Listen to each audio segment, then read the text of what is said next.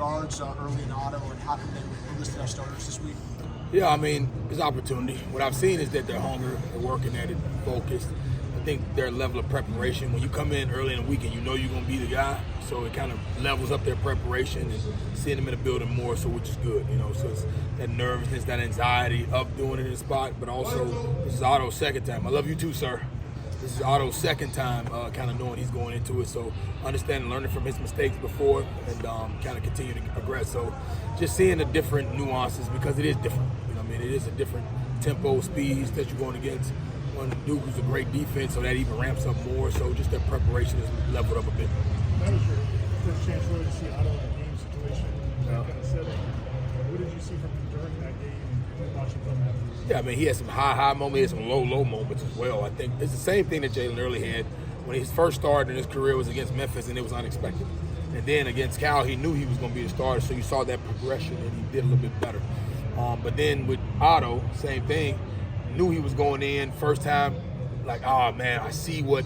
It's almost like they see what you're saying. Like, it's important in practice, but when you see it in real time and there's no, hey, let's run it again, I think their level of focus and preparation takes up a bit. So gaining that experience is going to help them. But also those two guys, I mean, they've shown that they can. They got the capability to do it. Getting early in at guard, is that optimal position for him? Is about getting the best five out there? Yeah, I mean, it's optimal for him. I mean, I think, he's adamant about wanting to do it all as well. It kind of fits his attribute and his build a little bit more, his athletic ability. It also assists us in pulling. We want to pull faster and bigger.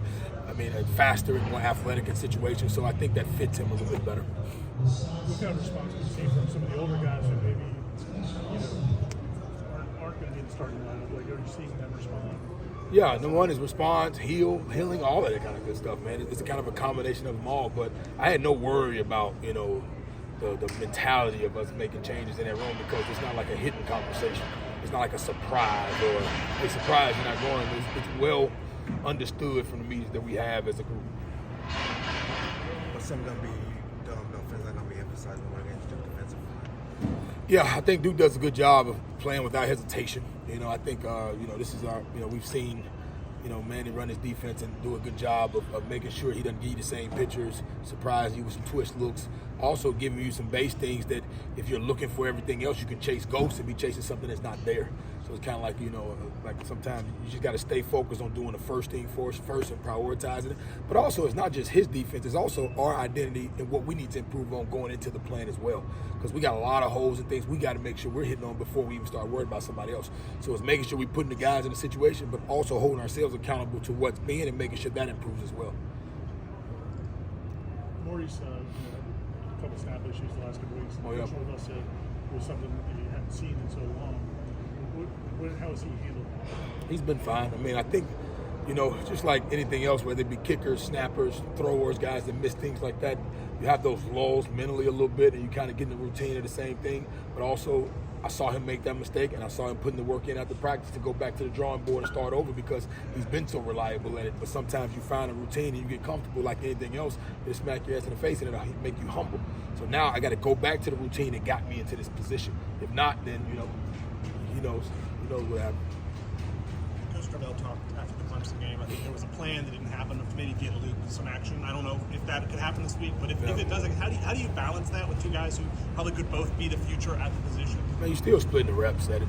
There's still certain things that we want to showcase, but they're both in there splitting the reps at it, getting the competition going, but also they're good relationships. So I think, that was the plan, but then Brock kind of got rolling pretty good, which is always going to be the case when you're playing two QBs, but also it just shows our belief in him that we're not scared to put him in there in the situation calls for.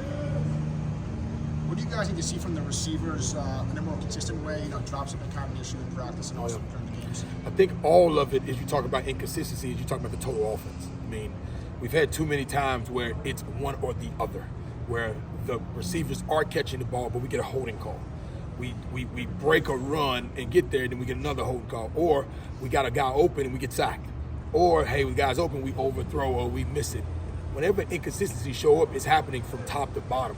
So it comes back to, number one, our ownership and making sure we're putting the correct personality there for the opportunity, but also granting opportunity for improvement based upon what we're seeing every day. So it's that balance of finding those guys that really want to go do it, but also showing the consistency of applying the work to get better and improve at it to be able to do it. Because if you don't get the opportunity to improve, then you never know if it could have improved. So it's that balance of finding those two. But you see we're starting to create opportunities, because when that happens, it creates opportunities all across the board. You've seen the changes, but also that doesn't mean go sit in the back.